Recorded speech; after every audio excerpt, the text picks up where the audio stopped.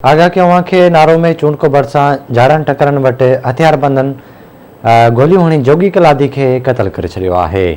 Sorab police ऐं मक़तूल जा वारिस लाश खणाए चूंडको अस्पताल पहुता आहिनि, जॾहिं त पोस्टमार्टम बाद लाश वारिसनि हवाले कयो वियो आहे।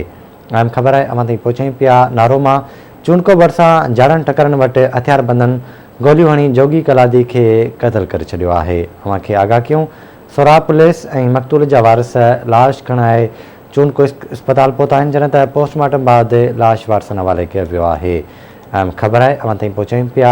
नारो वेझो चूंडको भरिसां जाड़नि टकरनि वटि हथियारबंदनि फायरिंग करे जोगी कलादी खे क़तल करे छॾियो आहे। अवां खे आगाह कयूं, सोराब पुलिस ऐं मक़तूल जा वारिस लाश खणाए चूंडको अस्पताल पहुता आहिनि।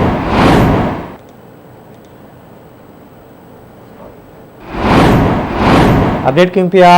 नारो में चूंडको भरिसां जाड़नि टकरनि वटि हथियारबंदनि गोलियूं हणी जोगी कलादी खे क़तल करे छॾियो आहे।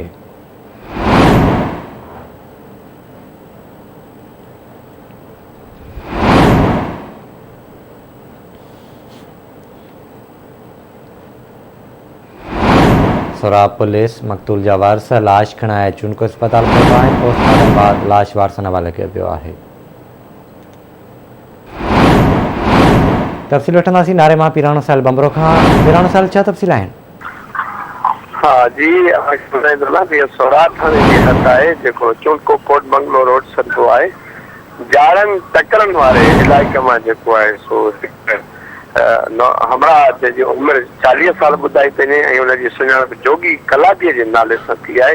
हुनखे गोलियुनि जा फायर करे क़तल कयो वियो आहे, जॾहिं त उहो मक़तूल जेको आहे ॻोठ यार मोहम्मद कलादी तालका कोटजीअ जो ॿुधाए थो वञे, जॾहिं त मक़तूल जे वारिसनि यूनुस ऐं रजुल कलादीअ अस्पताल में ॿुधायो त असांजे हमरा खे राजड़ बिरादरीअ जे माण्हुनि क़तल करे असांखे इतलाह ॾिनो आहे। जॾहिं त मक़तूल जो जेको लाश हो जाइ वारदात तां सोराब पुलिस ऐं संसवार चूंडको अस्पताल खणाए विया, जिते ज़रूरी कार्रवाई बाद जेको आहे सो मक़तूल जो जेको लाश आहे उहो वारिसनि हवाले कयो वियो आहे। जी ठीकु आहे पीराणो साहिल, वॾी महिरबानी अवां जी तफ़सील खां आगाह करण लाइ।